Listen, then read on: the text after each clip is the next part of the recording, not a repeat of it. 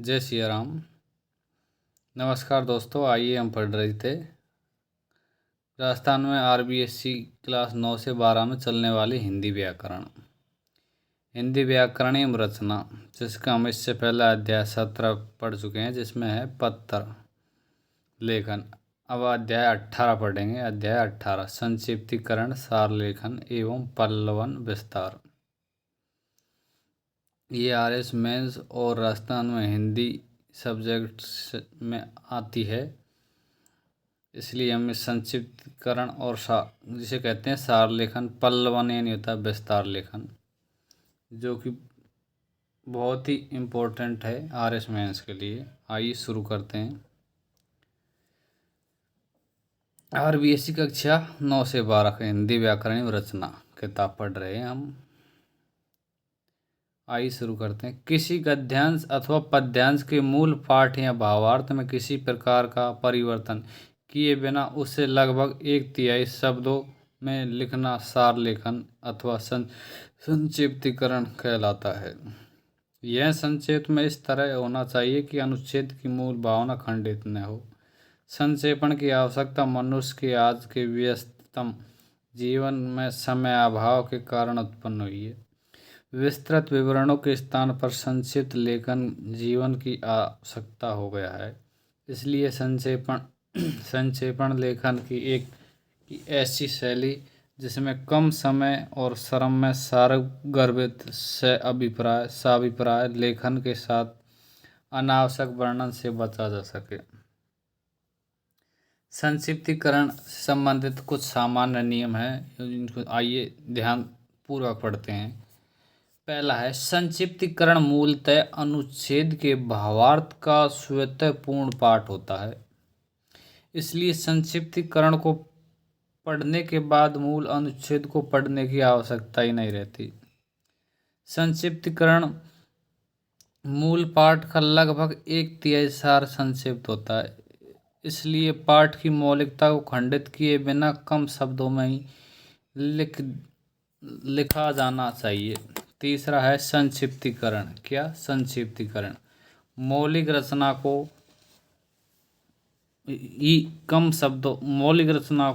ही कम शब्दों में लिखने की शैली होने के कारण उसमें प्रयुक्त भाषा ऐसी होनी चाहिए जिसमें मूल पाठ के अनुरूप कम शब्दों में अधिक विवरण व तथ्यों को समेटा जा सके। चौथा है, संक्षिप्तीकरण में गागर में सागर भरने की उक्ति सार्थक होती है, अतः भाषा की सामासिकता के साथ भाषा सरल, प्रभावपूर्ण तथा स्पष्ट होनी चाहिए। पांचवा है, किसी भी अनुच्छेद अथवा पाठ का संक्षिप्ततम रूप उसका शीर्षक ही होता है तथा वहीं उस पाठ का सार संकेतक है, जिससे पाठक उसके विभिन्न पक्षों का अनुमान कर सकता है। अतः यह शीर्षक पाठ का केंद्रीय भाव प्रकट करने वाला, संक्षिप्त तथा आकर्षक होना चाहिए। छठा है, संक्षिप्तीकरण में वाक्यों को ज्यों का त्यों दोहराना नहीं चाहिए, बल्कि उसके क्रिया रूपों में यथोचित परिवर्तन कर उन्हें सरल व सुबोध बनाया जाना चाहिए। संक्षिप्तीकरण को सार संक्षेप, संक्षेप, सारांश और संक्षेपण भी कहा जाता है। क्या? संक्षिप्तीकरण को संक्षेप, सारांश और संक्षेपण भी कहा जाता है। निम्न अवतरणों का संक्षेपण कीजिए। पहला है, किसी देश की उन्नति एवं अवनति उस देश के साहित्य पर ही अवलंबित है। चाहे वह देश को उन्नति की चरम सीमा पर पहुंचा दे, चाहे तो वह अवनति के गर्त में गिरा दे। कवि रवि की पहुंच से अधिक प्रकाश करता है। कवि रवि की पहुंच से भी अधिक प्रकाश करता है। वह निर्जीव जाति में प्राण प्रतिष्ठा और निराशापूर्वक हृदय में आशा का संचार करता है। वही राजनीति को प्रेरणा देता है तथा राजनीतिज्ञों का पथ प्रदर्शन करता है। वहीं अतीत के गौरव गीत गाता है और साथ ही भविष्य की स्वर्णिम कल्पना करता है। वहीं सोई हुई जाति को जगाता है और उत्साह का संचार करता है। संक्षिप्तीकरण है इसका। देश का उत्थान और पतन में साहित्य पर ही निर्भर है। जहाँ न पहुँचे रवि वहाँ पहुँचे कवि। साहित्यिक निर्जीव लोगों में प्राण प्रतिष्ठा करने वाला, राजनीति का पथ प्रदर्शक, अतीत का गायक और भविष्य का स्वप्न दृष्टा होता है।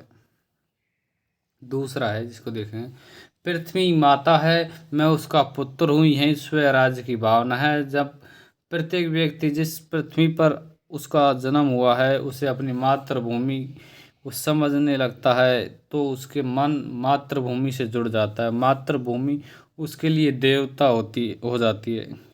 उसके हृदय के भाव मातृभूमि के हृदय में जब मिलते हैं, जीवन में चाहे जैसा अनुभव हो, वे मातृभूमि से द्रोह की बात नहीं सोचता है। मातृभूमि के प्रति जब यह भाव दृढ़ होता है, वहीं से सच्ची राष्ट्रीय एकता का जन्म होता है।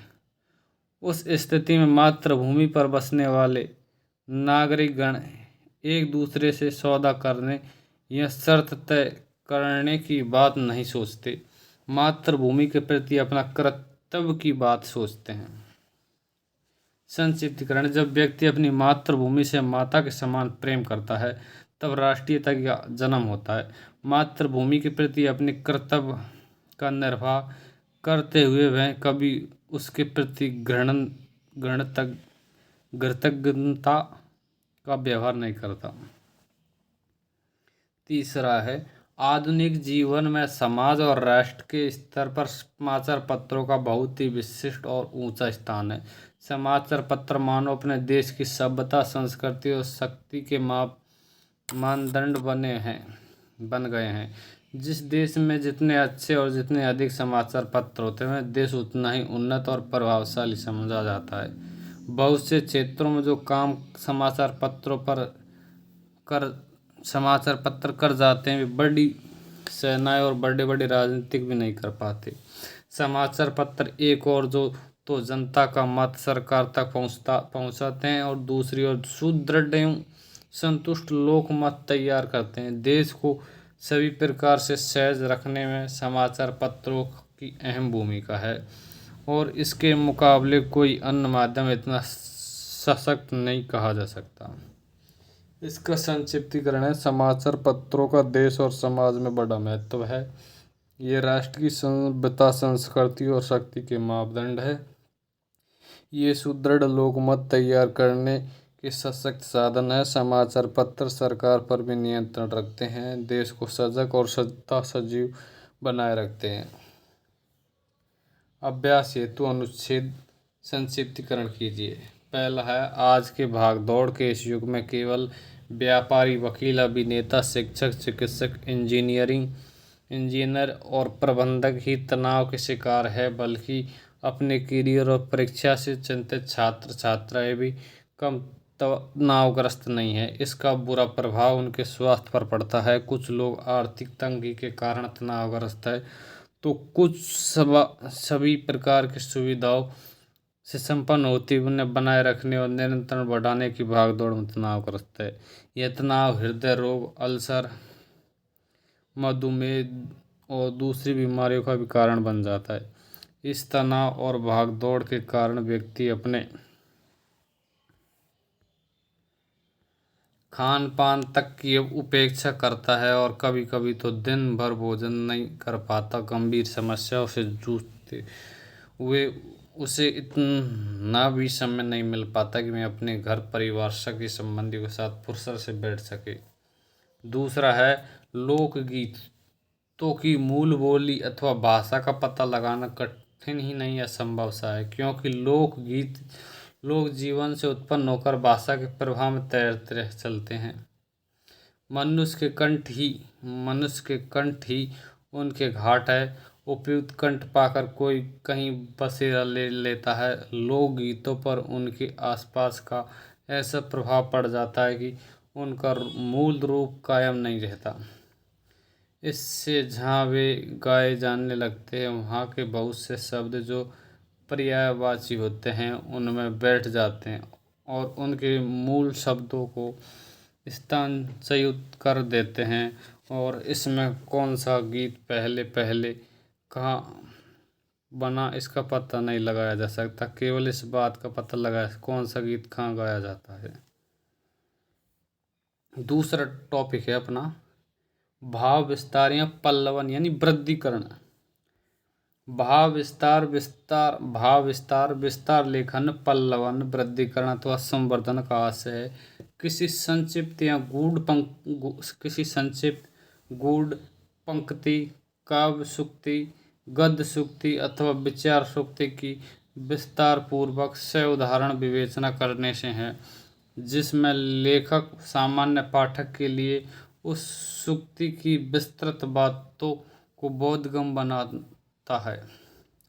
यदि उस काव्य सूक्ति या गद्य सूक्ति में छिपा हुआ अर्थ विस्तार पाठक को संकेत तो करता है किंतु पूरी तरह से स्पष्ट नहीं होता, जिसे लेखक खोलकर प्रकट करता है। वास्तव में संक्षिप्तीकरण की गागर में सागर भरने की उक्ति के विपरीत वृद्धिकरण या पल्लवन में गागर में भरे उस सागर को बाहर निकालने और पूरे प्रभाव के साथ पाठक के सामने प्रकट करना होता है। भाव विस्तार के सामान्य नियम। भाव विस्तार अथवा वृद्धिकरण में किसी निष्कर्ष वाक्य या सूक्ति वाक्य से संबंधित विचारों अथवा भावों को प्रस्तुत किया जाता है, अतः उस शीर्षक कथन को ध्यानपूर्वक पढ़ना व समझना चाहिए। दूसरा है उक्ति अथवा कथन से के आशय को प्रकट करने वाले दूसरे तथ्यों को विस्तार पूर्वक प्रकट करना चाहिए। केंद्रीय भाव को स्पष्ट करने वाले समकक्ष उदाहरणों तथा अन्य विद्वानों के कथनों से आशय की पुष्टि करना चाहिए। चौथा है वृद्धिकरण की भाषा सरल व सुबोध होनी चाहिए। भाव विस्तार में शब्दों के अर्थ लिखने की आवश्यकता नहीं होती और नहीं आवश्यक तथा विषय से असंगत तथ्यों को देना चाहिए। छठा है वृद्धिकरण अन्य पुरुष शैली में करना चाहिए, उत्तम शैली में यह मानता हूँ कि मेरी राय ऐसा है आदि में नहीं। साथ में वाक्य छोटे हो, आलंकारिक सामासिक शैलियों से बचा जाना चाहिए। उदाहरण के लिए मन के हारे हार, मन के जीते जीत। किसी भी लक्ष्य की आदि प्राप्ति तो कार्य करने के लिए बनी रहने वाली आशा और उत्साह का संचार है। जब मनुष्य अपने मन में लक्ष्य को प्राप्त करने के लिए संकल्प के लिए चलता है, तब मार्ग में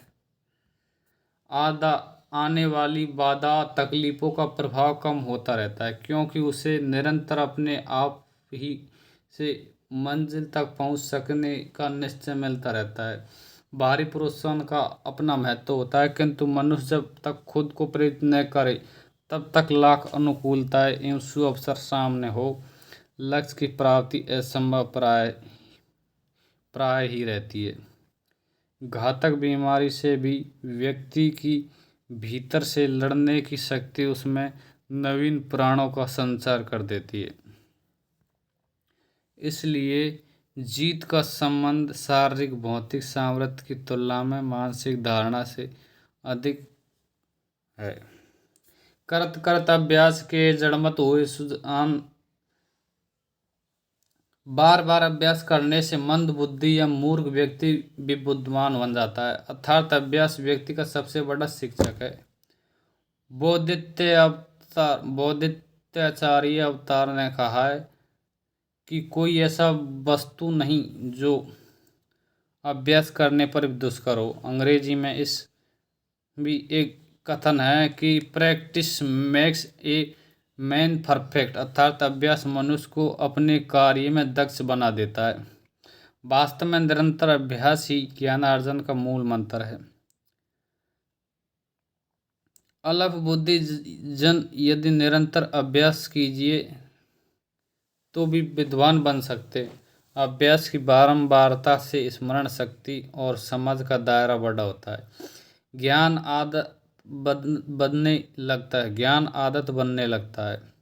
कवि वृंद ने इस कथन के उदाहरण के रूप में दूसरी पंक्ति है कही है कि रसत आवत जाते शिल पर पड़त निशान, अर्थात रस्सी का बार बार आन जान तो पत्थर की सील पर भी अपने निशान छोड़ देता है, जबकि मनुष्य तो एक कदम जड़ तो होता ही नहीं, उसमें बुद्धि का कुछ तत्व तो अवश्य होता ही है।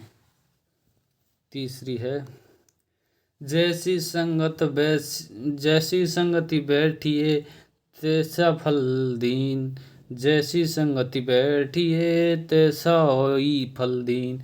मनुष्य एक सामाजिक प्राणी है, उसे किसी न किसी साथी की आवश्यकता अवश्य होती है, परंतु यदि संगति ही उसके व्यक्तित्व निर्माण को प्रभावित करती है तो संगति का प्रभाव मनुष्य पर अवश्य पड़ता है। जिस प्रकार स्वाति की बूंद सीप के संपर्क में स्वाति की बूंद सीप के संपर्क में आने पर मोती और सर्प के संपर्क में आने पर विष बन जाती है, उसी प्रकार सत्संगति में रहकर मनुष्य का आत्म संस्कार होता है, जबकि बुरी संगति उसके चारित्रिक पतन का कारण बनती है।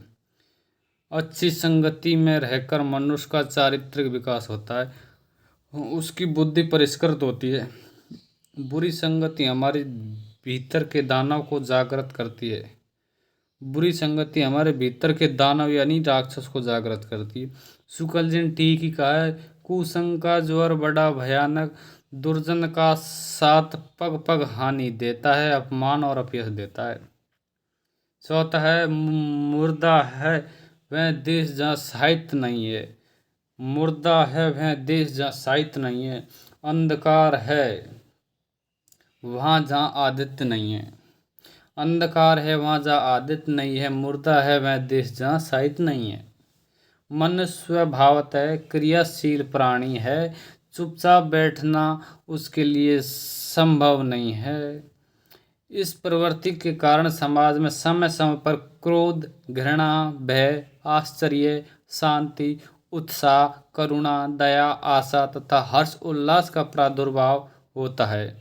साहित्यकार इन्हीं भावनाओं को मूर्त रूप देकर साहित्य का निर्माण करता है। मनुष्य एक सामाजिक प्राणी है, बिना समाज के उसका जीवन नहीं और बिना उसके समाज का अस्तित्व नहीं। समाज का केंद्र मनुष्य है और साहित्य का केंद्र भी मनुष्य ही है। मनुष्य समाज के बिना साहित्य का कोई महत्व नहीं है। यह कहना गलत न होगा कि साहित्य और समाज का संबंध शरीर और आत्मा की तरह अटूट है। साहित्य का जन्म समाज के बिना असंभव है तथा एक सुसंस्कृत और सभ्य समाज की कल्पना साहित्य के बिना अधूरी है। समाज को साहित्य से ही सद प्रेरणा मिलती है तथा साहित्य समाज के द्वारा ही गौरवान्वित होता है। प्रत्येक साहित्य अपने युग से प्रभावित और प्रेरित होता है। साहित्य समाज में राष्ट्र की नींव होता है। यदि नींव सुदृढ़ होगी तो उस पर बना भवन भी सुदृढ़ और मजबूत होगा। अभ्यास के लिए कुछ महत्वपूर्ण कथन सूक्तियों जिनका भाव विस्तार और पल्लवन वृद्धिकरण करना है। अजगर करे न चाकरी, पंछी करे न काम। दूसरा है, अतिशय रगड़ कर जोई, नकल प्रकट चंदन ते हुई।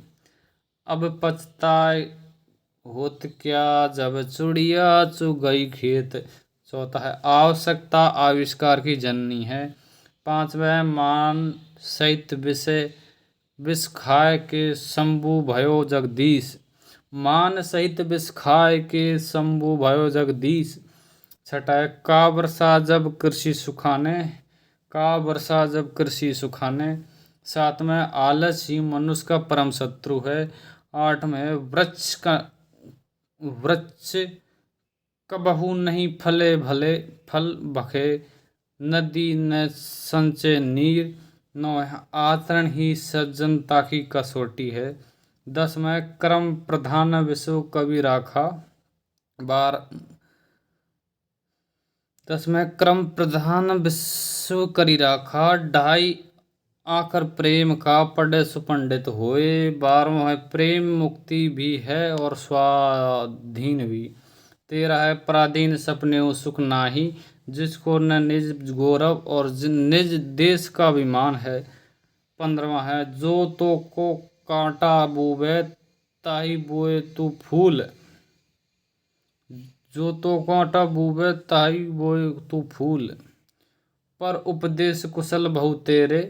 17 है लघुता से प्रभुता मिले, प्रभुता से प्रभु दूर। क्षमा शोभती उस भुजंग को जिसके पास गरल को। श्रद्धा और प्रेम का योग ही भक्ति है और भाषा विचार की पोशाक है। निज भाषा उन्नति अहे, सब उन्नति को मूल। नमस्कार दोस्तों, अपनी वीडियो यहाँ पर पूरी होती है। थैंक यू, धन्यवाद। नेक्स्ट वीडियो में नए टॉपिक्स पढ़ेंगे कुछ।